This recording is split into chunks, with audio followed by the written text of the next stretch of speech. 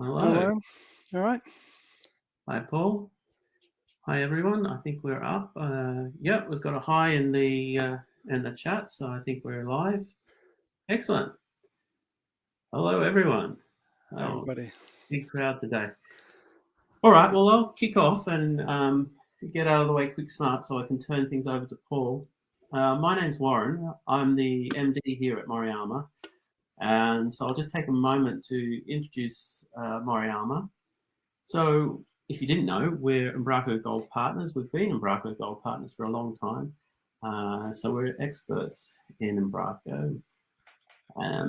We're contributing gold partners. We're a cloud powerhouse. We speak at Codegarden. We've got multiple MVPs working for us. We love Umbraco. So, that's our core activity there.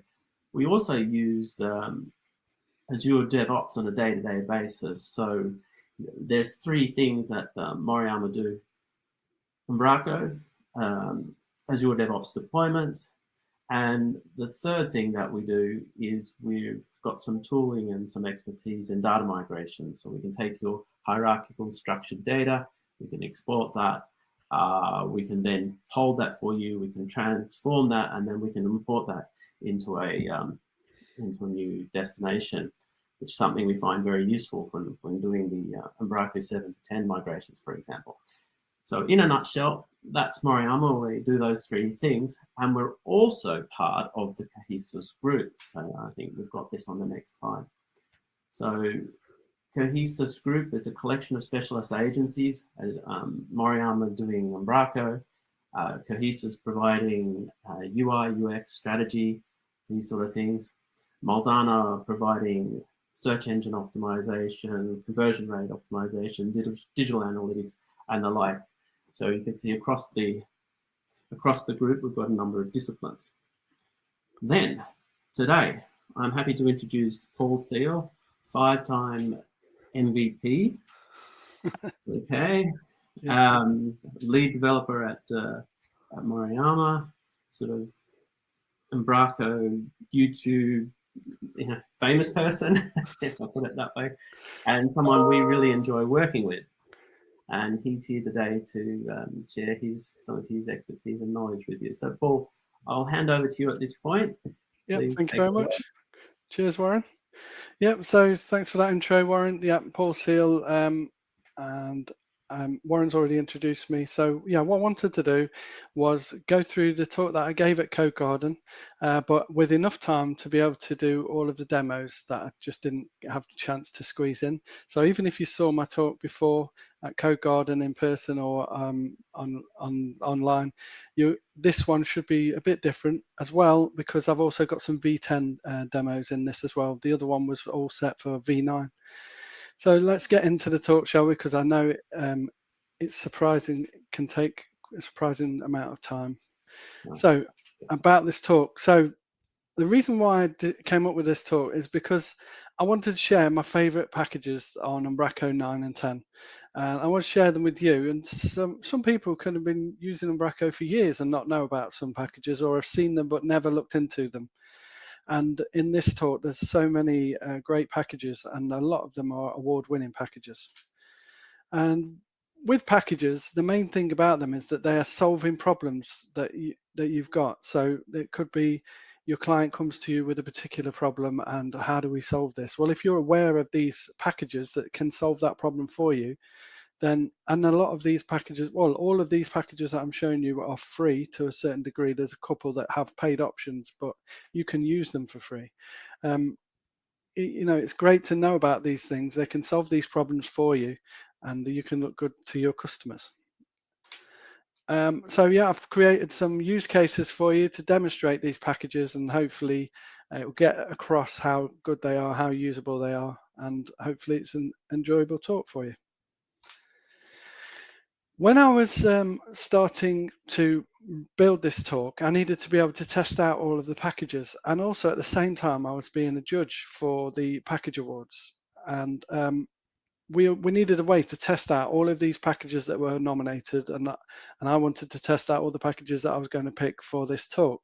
So I created a tool called Package Scriptwriter, and And if you go to psw.codeshare.co.uk, what it gives you is this, the first thing you see is this screen here, where you can search for Umbraco packages. It's all Umbraco related. And so you can pick a package, and there's been an addition to this now where you can actually pick a specific version you want to install. You can then, in the options, you can choose what you want to do. So this is going to actually install an Umbraco template. It will do the latest one. It's going to have a clean starter kit on it as well and things like that. It'll even create a solution file if you want to. All of this is configurable by you. It's going to do the unattended install. So let's give it a whirl, shall we? It's going to install this with uSync. So I'm going to copy that. I'm going to just open up a folder on my desktop, and I'm just going to create myself a demo folder like I always do for this. So Moriyama talk. So all I've done now is I've just created a folder. So what this tool is here for is to make it easy for you to install Umbraco packages. And the only reason I'm showing you this is just so you can get the context of how easy it is to install some packages from Umbraco. The only prerequisite is, I think, is that you've just got .NET 6 latest installed. So I've opened up the terminal, and I'm just going to paste in that script, and that's it. Press enter, and that now is going to go off, download the latest Umbraco template for me, download the package clean starter kit because I had that configured, download the package of uSync, and then it will install that all for us, and within less than a minute we should have a site that we can run. So just give it a sec. It's building, it's just creating the database. It's using SQLite by default, but you can configure that as well. And there we go. So this is our first demo of the day. Let's hope it didn't go wrong.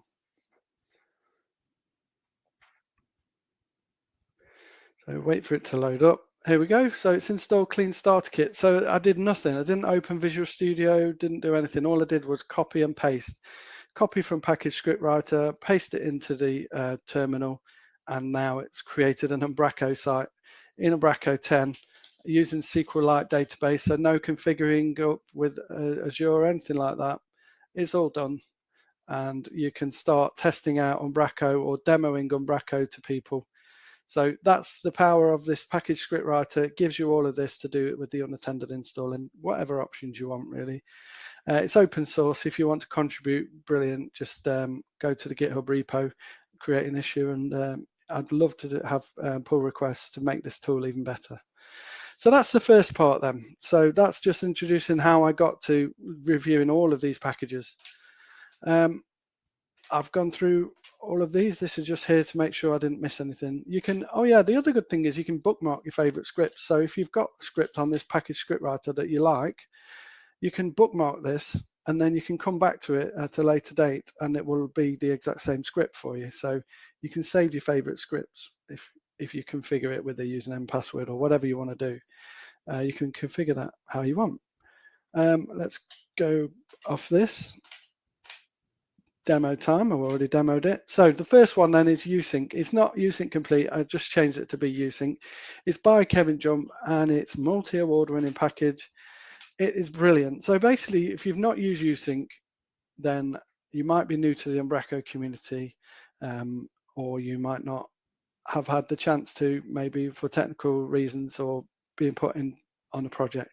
But what is uSync? So mainly it's version control for the data within your Umbraco site. So a lot of the settings are stored in the database tables and things like that. And what uSync does, it gives you the ability to version control all of that. And with uSync complete, you get to publish, you can publish your site. So it's also a deployment tool, so you can push your settings and everything across to another site just using, it's actually amazing the way it does it. But also you can push and pull content. So a bit like Umbraco Deploy or Contour, no, not Contour, Courier. You can send settings and content and everything like that. You can do that with uSync. And you can create sync packs or snapshots and things like that to put all this together, and then I want to install that on another site. So there's a lot more to it. I created this slide if you want to do it, but you've seen the package script writer, you know how to configure it to install uSync. So demo time. So this demo, what am I going to demo with uSync if most people have seen it? Well, what I decided to do with the demo, let me just check which one it's on. So it's on 44388. So if I go into here, 44388. So if I log into this, I've already set up a site, but this is the problem scenario, and I've seen people asking about this. So you've built a site, you've run, maybe you've used package script writer, I don't know, you could have done, you built your site, you've done it in SQLite, brilliant. Now what do? You want to deploy it, you want to go, you want it to actually use full SQL. Well, how do I do that? You can do that using uSync. So I thought I'd demo the ability to do that first of all. So the first thing that we'd do is make sure we've got uSync installed. Then we would export everything. So we've gone onto the uSync panel, click on export everything. That includes all of this, languages, dictionary, data types, the works, so even content and media. So I've exported all of that. I'm still using the SQLite. I can show you the database connection string as well, just to prove that I'm not trying to pull the wool over your eyes. But yeah, so it's using Umbraco SQLite. So what we can do is we can delete that. We can delete the unattended install. And then we can save this. And we're going to hope that the demo gods are on our side. And then the other thing we can do is just make sure that in our project CS project file, because I'm using the clean starter kit, I'm just going to change this to be clean.core, because that is like cheating. It will actually, if you leave it just pointing at clean, it'll install the content again for you. So I want it to leave it so it'll be an empty website. Right, so now I've deleted the connection string to the database. We're gonna, if I come back to this, we're gonna have a website which really doesn't do anything. And it's like, well, I might need to restart the site. It doesn't realize yet. So if I just Control C, run the project again, what we should find is that the site, it doesn't realize there's a database, and it's like, what's going on here? Let's install Umbraco again. So remember, the objective here is we're going to take a SQLite database and put it onto full SQL. So if I just do admin@example.com and then super secure password. And then what I want to do is change database configuration and choose SQL Server. I'm going to put in, I think it was uSync demo, and then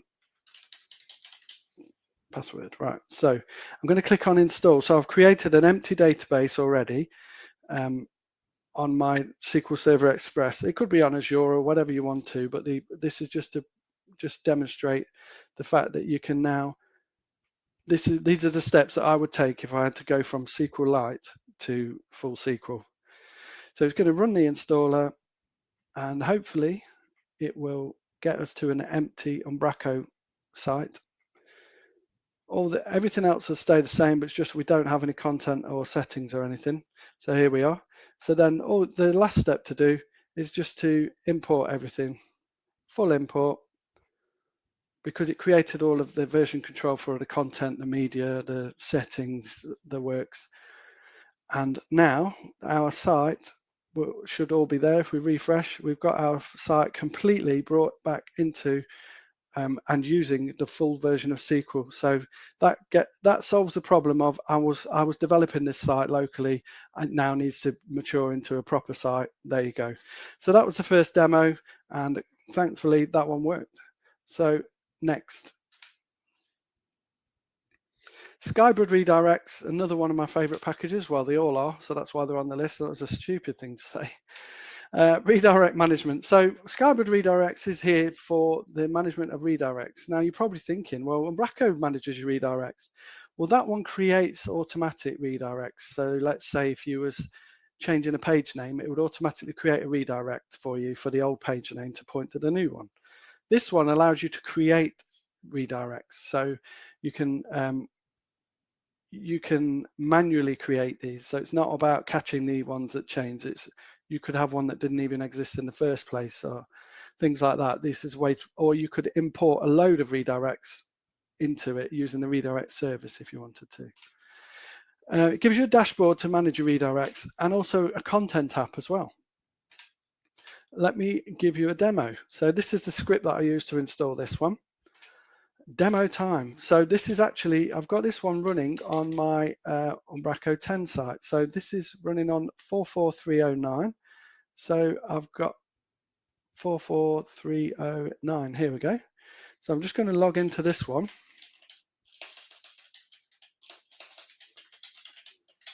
One, two, three, four, five, six, seven, 8, 9, 0. Standard. So on this one then, I am Skybrud Redirects. So I just lost my train of thought. So here it is. We've got a dashboard here. Sorry, I just lost my notes there. So we've got a dashboard. Let's say we have a blog post, and maybe it was the meetups page. And here it is in all its glory, looking good. And then we want to unpublish that page. Well, okay, then let's unpublish that page and see what happens. Now, if we go to that meetups page, we get a 404. But what if we didn't want just a 404? What if we want that to redirect somewhere else? We can go to the redirects dashboard and we can add it in here. So we can say new redirect. The original redirect URL was it was blog and then meetups. And then the destination page, we've got a lovely little page here called no blog post found. So what we can do now is we can test that out. So if we go to the meetups page now, it's actually no blog post found. So it's more than just even a 404. It's specific. It's no blog post found, and it's redirecting any of those ones. But the thing is, you can also do it like, let's say for the conferences one, let's unpublish that. What you can do is on the destination page, you can add redirects. So what URLs are coming to this? Well, we'll just quickly add that. So we can do it again, blog, conferences. And then we can add that. So now we've got another one that will go to there as well. So that's good. And we can look at that another time. But so redirects in the content tab. So that's demoing it in the content tab, and that was demoing it on using the dashboard as well. And later on, I will talk about handling page not found and things like that. Now, another good use for this as well is about redirecting media. So I don't know if you knew, you can redirect media as well with Skybrud Redirects. And I think this is a good use for it. So we've got a link here to a media item.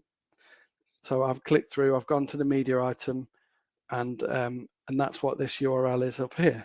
So if we close that and we just go to the page, click on About, and scroll down, here's a link to our annual report.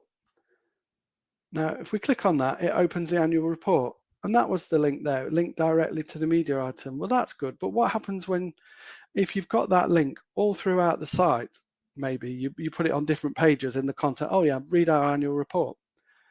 Well, it's going to change. Are you going to have to go back and update that link each time? Or are you going to have to try and replace the individual files so you keep the same URL? But you might not want to do that. You might want to see the different versions of the URL. So we've got a report version 2. So what you can do with Skybrud Redirects, which I think is quite good, is you can do a new redirect and you can just make up a URL. So reports 2022. And then the destination can be whatever the latest version of that report is. So if we go to Skybrud and then I pick this and add. Now if I go into content, if I have this way of doing it, if this is my convention for my links to things like this, then I will delete that one there because I don't know how to edit that when it's like that, but annual report. So now when I want to do it, all I have to do is do reports 2022 and then submit that, save and publish.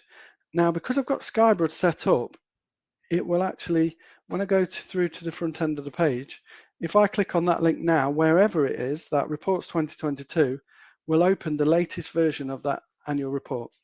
So yeah, I just thought that was another good one for you. Now, one other thing while we're on this one is the ability to do redirects. So I don't know if you know about when you're using Skybrud, if you're trying to work out, did it actually work? Like, how do I know that Skybrud is hooking into these events? How do I know Skybrud is kicking in? And what you can do is I'll just show you some code here, but you can put some code in to help you debug. So I did a PR into Skybrud Redirects to add the events, and Anders helped me with the PR. He made it much more polished and better, but essentially the concept was there. It gave you some events that you can hook into.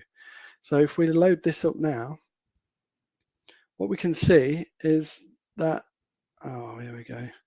You can see this here. So if you have a composer and then you just add the notification handler for redirect pre-lookup notification, and then you tell it that what you want it to do, you can get it to just throw an exception, and you can catch that notification, and it's got the details about the redirect. So you can catch the event on the pre-lookup or the post-lookup. Now, you don't necessarily want to just throw an exception every time, but it helps with debugging. You could perhaps log something or add it to a table to prove which redirects are being served or anything like that. I'm not advocating doing that, but it's just an idea. Right, let's go on. So that was Skybrud. I hope you like that one. Diplo God Mode. So what is Diplo God Mode? It's got a usage browser, so you can find out about the document types, data types, templates, which ones are in use or not. There's utilities like clearing caches, warming up the templates and restarting templates, restarting the site. It's got diagnostics as well, so you can get information about your Umbraco setup. And there's loads more, as always. This is the script that I use to install it, but let's have a look at it. So it's in the main V10 site, so I can go back to that one. And we'll go into settings, and it's installed down here.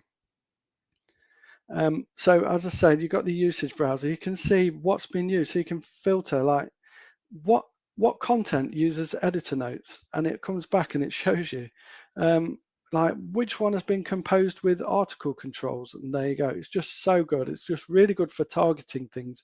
You can work out what data types are in use. It may be you're cleaning up a project. I need to delete some data types. There's too many here. Well, you can work that out. So another really good thing that I saw last night, and it's good timing actually for the talk, is that he's gone on created. So you might have some, oh, I'm giving you spoilers there. You might have some document types that are quite complicated. Like say, I don't know, this nested one, say if there was lots of different element types. And what he's created is the ability to actually copy the document type. So you can just click on that, copy, okay, and then it just creates it in there, and then you can just rename it and call it what you need. I think that's a brilliant idea. So round of applause for Dan Diplo. So that one is Diplo God Mode, brilliant one there. It's not Dan Diplo. Is it Dan Diplo? I've forgotten his name. Dan Booth. The dashboard. So I've installed it on this V10 site, and unfortunately it's not working, but I got a demo for V9. So as the promise was that we can have time for all of them, I'm going to do it. So it should just be a quick demo, this one. So we're going to the repo. Anybody can look at this repo as well. I'm just going to fire up the terminal. .NET Run My Project. So what this is, the dashboard. Let's go back onto here and I'll show you. Talk about it while that fires up. So what is it? It's a clean dashboard. So what I mean by that is when you install it on a project, it's just giving you a nice looking thing without like a news feed or information from Umbraco.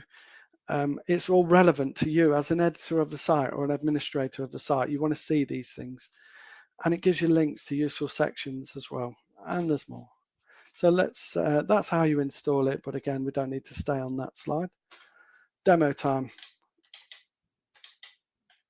And if we go back to this, we've got the URL, so we can open that, click on Umbraco, and hopefully, if this is still working, we should see some relevant information. Just have to quickly log in. By the way, if you have any questions, they'll be at the end.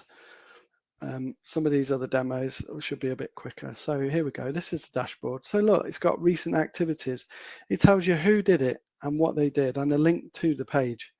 It says about any pending content with it's published with changes that has not been scheduled to publish.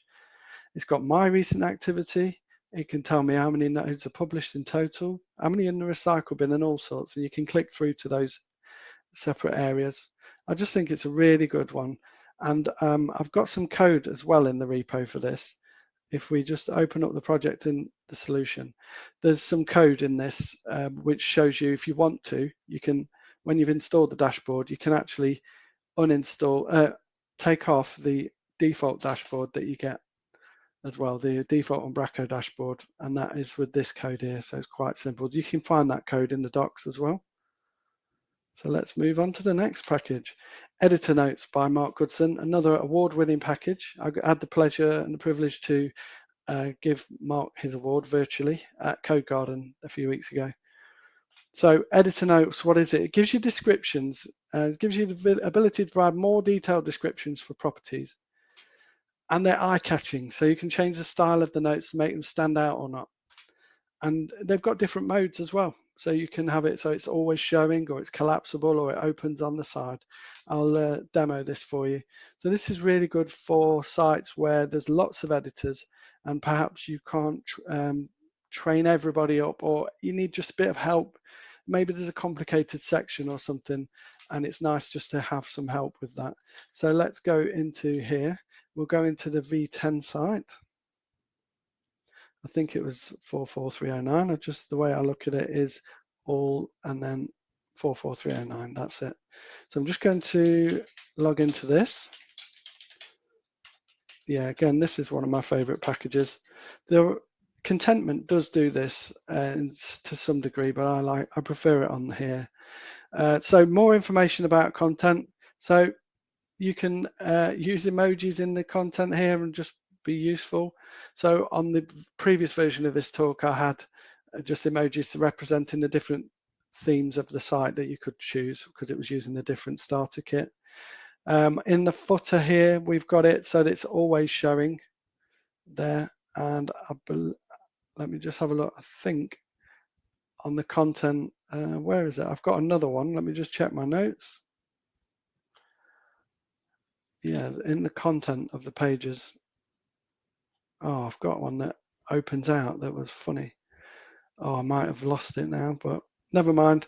It was going to be a funny one with a link to Kim. Oh, wherever. I've not actually used it anyway. Never mind. So it was header, footer. Oh. You'll just have to wait for that one, I'm afraid. Maybe another day. Yeah, I can't find it. Let's move on, shall we? Right, so let's come out of here. Move on to the next one. So yeah, that was a brilliant package. I really enjoyed that one. Contentment, another great one, another award-winning package. So this one is a set of property editors and data sources that you can customize. I'm not going to do it justice. There's just so much to Contentment. It's just really good. I think it's like a culmination of Lee's best work all put into one package. It gives you a brilliant editing experience. And as a developer as well, to be able to create these sorts of things. This week, I was getting some help from the Umbraco community of how I can create a specific data type using Contentment, and it was solving a difficult problem. But normally, it would be almost impossible to do, and it just made it a lot easier. So let's have a look at this. So for Contentment, I've just got to go to the demo that I did on V9. So I'm going to fire that up.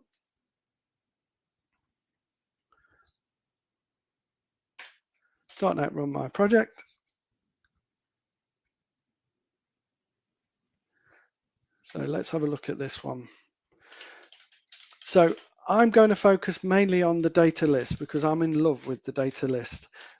As I say, I won't do it justice. There's just so much you can do with Contentment, but let's have a look at what you can do with it. So one of our sites that we built, they needed to have an hreflang, and I needed to make that in a nice user-friendly way. So here we've got the hreflang, and the hreflang being what gets rendered in the markup to say there's an alternative version of this page in this language. So this makes that problem easier to solve. And so what I've done is I've created a data type, this drop down here, using Contentment. And this loads in the languages that are part of the Umbraco site itself. So if we added a new language, go into languages here, and then let's choose, I don't know, Bulgarian, no fallback language, and then just save. What we'll find in now, Bulgarian will be an option in that drop down. Now that would be hard to achieve in any other way, but Contentment just makes it really easy. So I created some code to look that up. It's all in the repo, but it just makes that so easy. If I show you in my data types, site language one, I created a class which then generates this data source. So if we look at it in my custom data sources, I can then pick that all based on the class that I added, and the code's in the repo. And then you can choose what type of editor to use. So I chose to do it in a drop down, but if you wanted to, you could do it as a radio button list or all sorts of things. You can even template your own, which brings me on to my next one that I want to show you about Contentment. So when you're editing things, it can get boring for the user and not very interesting. But what I thought was really good was to create an author picker where you can actually see the images of the authors. And so I created this using Contentment, and it just pulls it from the people that are on here. So in theory, we can add another person. So we're going to call him Bob. What picture can I add? I'll do another Ravi, but Ravi's going to be called Bob. And I'm going to try and save and publish and see if that works. But now we've got a Bob. Let's go to the blog, my blog post, and then there's Bob. So it's using the Umbraco content with images. It's just brilliant. And finally, I've got, just to show you that one of the other powerful things with this, a lot of the time you might want to create a property editor just because you want a specific list of label and value for a drop down or anything, or a radio button list. And Contentment makes it so easy to do that. So you can just choose data list, Contentment data list, and then you say user defined list. There's that many options now. User defined list, and then you can just add them. You can just build it up, and you can put the name of it, the value, and the description, and an icon. So let's just quickly pick an icon, item 1, and the value can be Ken. I don't know why, not sure. And then done.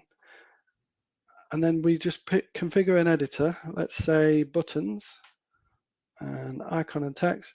And there we are. It's got item 1 there. And if I was to add more, it would have buttons going across. So it's just really powerful. So that, I love that package. Next package. Backoffice Themes. This is a quick one, but a really good one. So what is Backoffice Themes? The user can change the theme of the site. You can create your own themes as well, and you can set a theme for a whole server, a whole site. So let's go into this, onto the V10 site. So I think it's this one. Oh, there we go.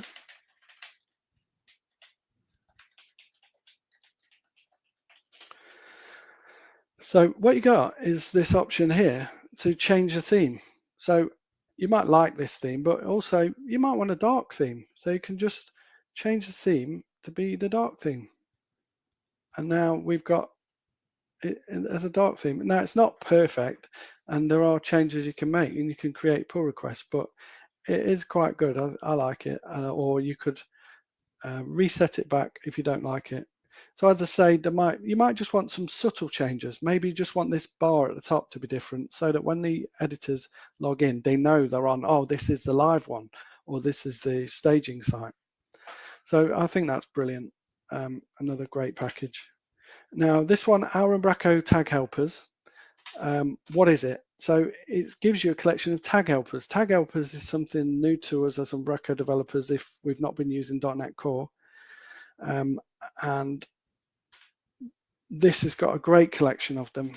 And I just wanted to demo some of these tag helpers that can make your life as a developer easier. So if we go into the project, let's go into the first thing I want to show, right, so in your views, there's a view imports file, just got to show you how you actually set it up. So you install the package, and then you go to My Project and then Views, and then in the views, you just, in your view imports, you just add this here, add tag helper, our Umbraco tag helpers. So once you've got that on, then you can start using these. And the first thing I want to show you is this dictionary in the footer. So what Warren from Umbraco HQ has done with this is he's created a really good tag here where you can go into the footer partial. Where is it? So I've used it on my footer. Oh, I need to use the V9 site. Sorry, just bear with me a moment. Please hold. Tag helpers. I'm not running it. That's it. Right. I will try and hurry up so you get to watch Umbraco Coffee. And if you haven't heard of Umbraco Coffee, go on YouTube. It starts at 11:30, so I should be done before then. We're nearly at the end of the list. So anyway, let's just give this what it needs. So admin at example.com, 1, 2, 3, 4, 5, 6, 7, 8, 9, 0. Right. So in the settings, in the partial views, in the footer. Oh, wrong one. What is wrong with me? Maybe it's just in the master and the footer. Yeah, so here we've got this. We've got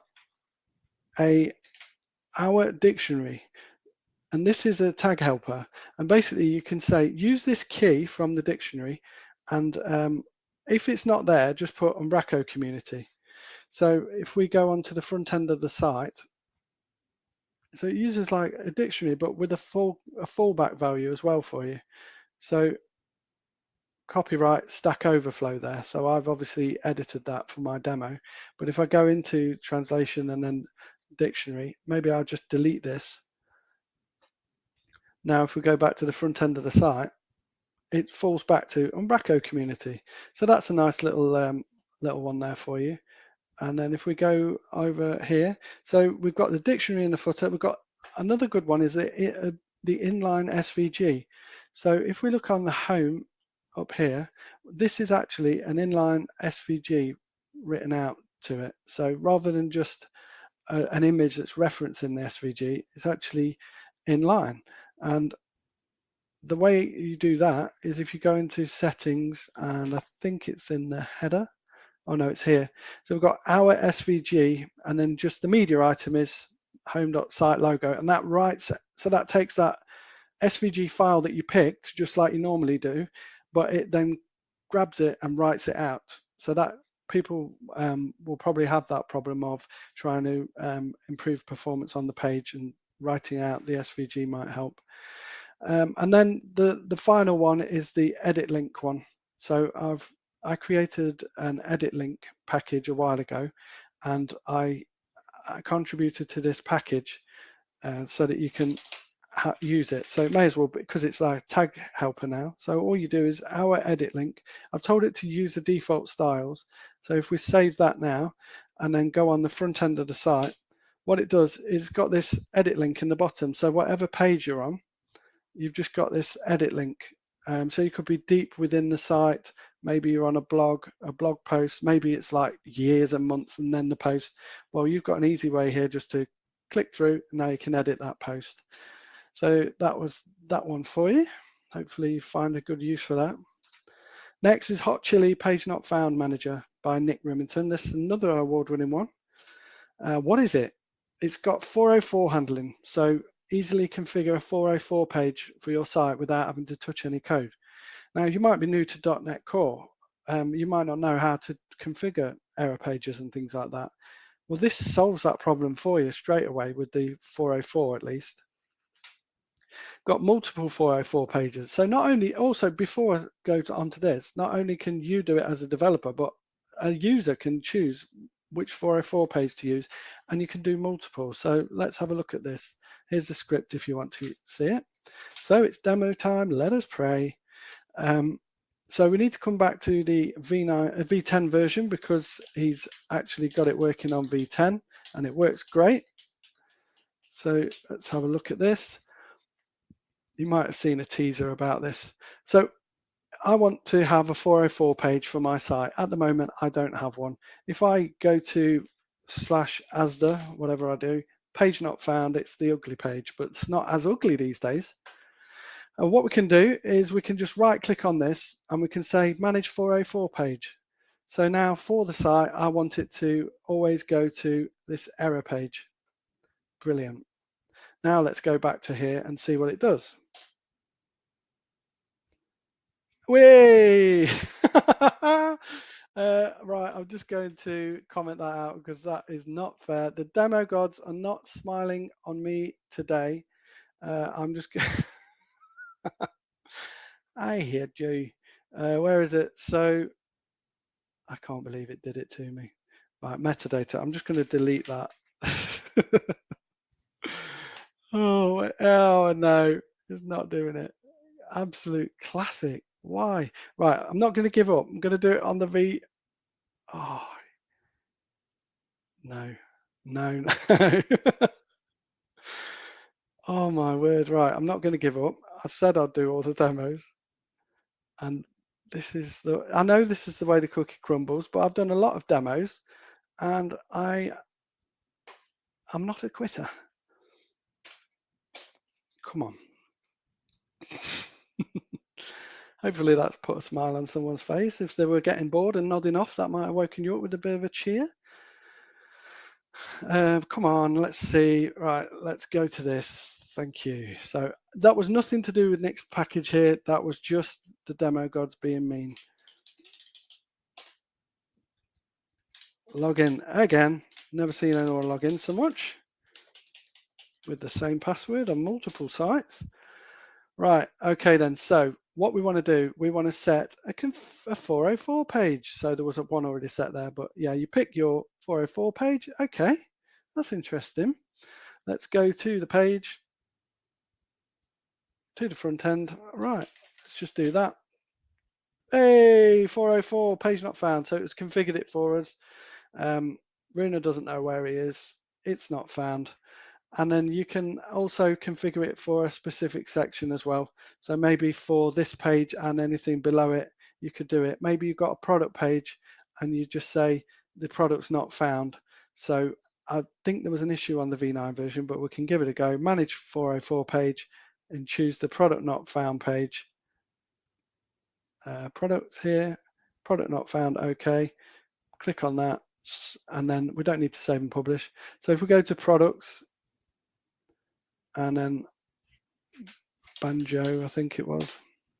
And then I think if I just put in some random stuff at the end, there we go. We've got a product not found. So it knows that it's within the product section. So yeah, that's the benefit of using that one. That's the use case. So you can have different customized 404 pages within the same site, managed by your editors. And then finally, the final demo, the demo gods hopefully are smiling on me. We're going to go on to the last package. One of the best ones in this whole thing is Konstruct. What is it? It's a UI builder. It automatically creates the relevant UI to manage custom content. It's got a fluent API, so it's really easy to just add things to it. You can add dashboards, tabs, content tabs. You can now, since this was done, you can now inject sections or tree items. I don't know, it's just mental. You can use your own property editors. You can use custom property editors and things like that. You can still use them, but within this UI that it creates for you. It sounds like magic, and it probably is. So that's how you install it. Let's have a demo. So the final demo is not going to beat me. So I'm just going to find CodeShare. It's on this one. So this is my CodeShare site. What I wanted to do was, I didn't want to add all of the old content from my old version of my site. I wanted to just have that like in an historical table, and then only, because it was all done in a different format as well, I want to do new editors with the block list and things like that. So I want to keep the actual output of the HTML, but I don't want to have to edit it in that way. I want to have that as my historical posts, and then my new ones I'll edit in the new way using the block list. So also another use case for this I'll tell you afterwards when I've logged in and shown you. So just need to get my password.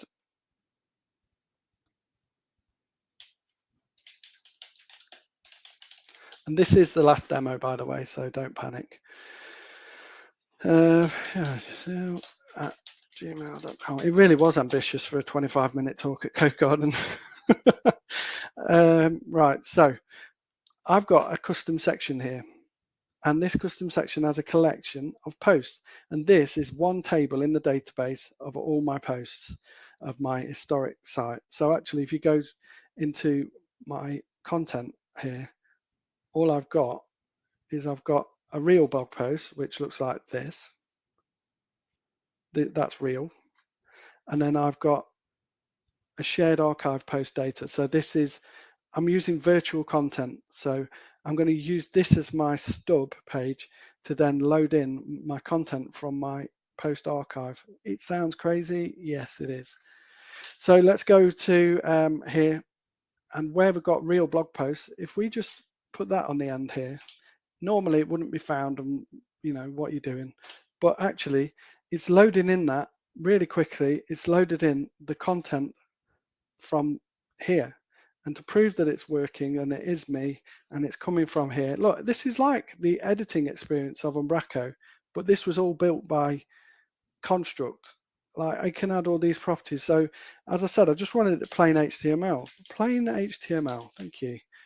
Save, works, reload this. There it is. So the content of this is stored in a flat SQL table. Now the use case I was going to mention was I was talking to a guy on the plane on the way back from Codegarden this year, and he's got hundreds of thousands of pieces of content, and he feels that it's too much for Umbraco. And I was saying that perhaps something like this, where it's in a flat table, if you just got the HTML output here in this flat table, it might actually help. Now it's not been tested for it. It's hundreds of thousands of records. Come on. But yeah, it's worth looking into trying it out. But yeah, one of my favorite ever packages. I'll just check my notes to see if there's any more on that one. Yeah, showing you the virtual blog post, the real blog post, and everything like that. Now, if you want, you can get all the packages in one script. They do actually install nicely together.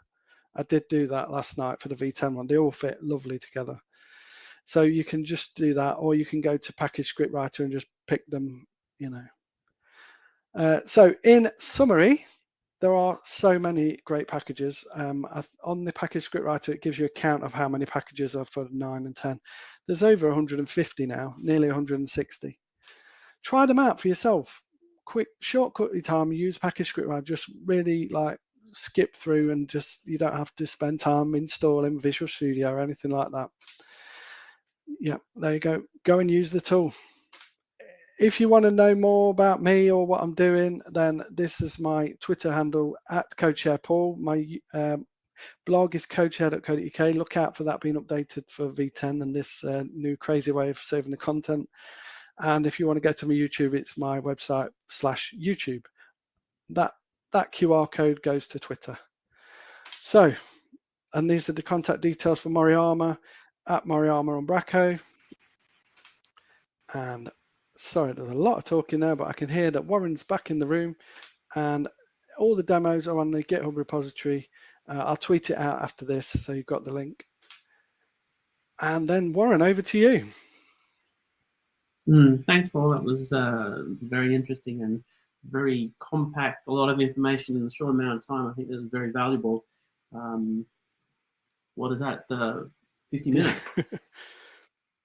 Our next webinar coming up in a couple of weeks, Wednesday the 20th of July, is going to be by Matt Hart. He's our DevOps engineer at Moriyama, and we're going to be looking at how to set up your Azure DevOps deployment pipeline securely, and so you can deploy with confidence. We use this on a daily basis here at Moriyama. I think we've got some good information we can share. So I hope everybody can. We'll share the registration link after this, but on your screen there, you can see we've got a bit.ly URL, Moriyama-DevOps-webinar, that will hopefully take you to the registration page. So go and register. We'll be sharing more information in Matt's webinar. And we've got a few minutes now for questions. So I think we do have at least one question in the chat from Patrick here. I don't think it's been answered yet. Does Contentment also help creating drop-down lists as a macro parameter? I honestly don't know the answer to that one. I honestly have never tried, but it's something to try. So if you do try it, then let me know. But yeah, I don't know the answer on that one. Sorry. Okay, that one then to be TBC. Yeah. Okay, I think a question from Nick has just dropped in. Before you were looking at these packages recently, were there any you weren't aware of? So out of the ones that I've done in the demos today, I think I was aware of all of them. The Backoffice Themes I hadn't used as much before, and I didn't know how good it was, like how just brilliant it was at just easily switching between the themes. That was probably the one I was the least aware of. But yeah, I'd say that I was aware of all of those. When doing the judging on the package awards, yeah, there were some that I didn't even know about and that were brilliant. One of the packages that I saw, well, I don't think it was nominated, but there was the QR one because I was interested in how to do the QR codes. I was even going to create a package about QR codes, and I saw there was one there. It's been well established. So it's just crazy how many packages, really good packages, are out there that you don't realize are there until you go looking. So yeah, definitely go looking for them and test them out. Can you use, yeah, you can use Skybrud with external links. So it can go off to anywhere, basically. It can go to content or media within your site, or you can get it to go off to wherever you want. One thing that I'm going to do is I'm going to create probably a tutorial series where I build a site, a membership site. It doesn't have to be a membership site, but you know, like bit.ly, and you can just create your own short links, and basically with Skybrud in the background, just storing those short links, so where it's from and where it's to. And yeah, so that doesn't even have to exist as content within the site at all. It can just be a /Bob goes to bob.com. We've got another one, it seems. If you were, again from Nick, if you were to nominate one package out of your selection here to go into the CMS core, which would be? Contentment. Or uSync. It'll be between uSync or Contentment, but I don't know if uSync ever would. And because your Contentment's gone into hardcore, I think that's got the better chance. So I'll pick Contentment. Contentment. Yeah, we've got a few more minutes, but if we'll give it a minute or two to see if another question comes in. And then just in time for those in the audience to jump across to Umbra Coffee. But if you do have other questions that come up later, we are contact@moriyama.co.uk. Yeah. And oh yeah, it's not a question. It's it's an opinion-based one there. uSync is a competitor for Umbraco's own courier. It is. And the way I've seen it mostly used is in cloud. I've not used the on-premise version, but yeah, it is. I don't. They're separate things, aren't they? Umbraco's got its own one, and that works very well with cloud.